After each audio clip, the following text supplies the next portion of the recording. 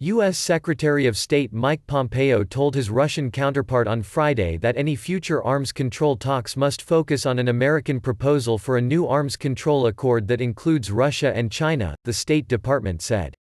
Pompeo emphasized in a telephone call with Russian Foreign Minister Sergei Lavrov that any future arms control talks must be based on President Donald Trump's vision for a trilateral arms control agreement that includes both Russia and China, State Department spokeswoman Morgan Ortagus said in a statement.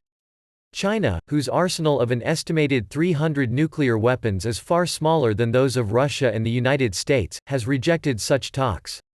Ortagus said Pompeo's comments came as he and Lavrov discussed next steps in the bilateral strategic security dialogue, taking into account the COVID-19 pandemic.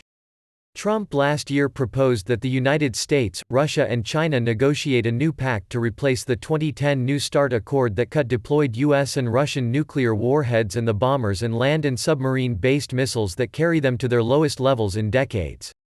New START will expire next February unless the sides agree to extend it for up to 5 years. Russia has said it would be willing to extend the accord, but the Trump administration has declined to state a position.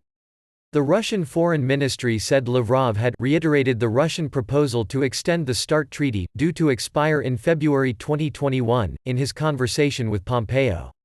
On the call, it was underlined that Russia is ready to work on possible new nuclear weapons agreements, but that it would be important to preserve the START treaty while preparations are ongoing, the ministry said in a statement.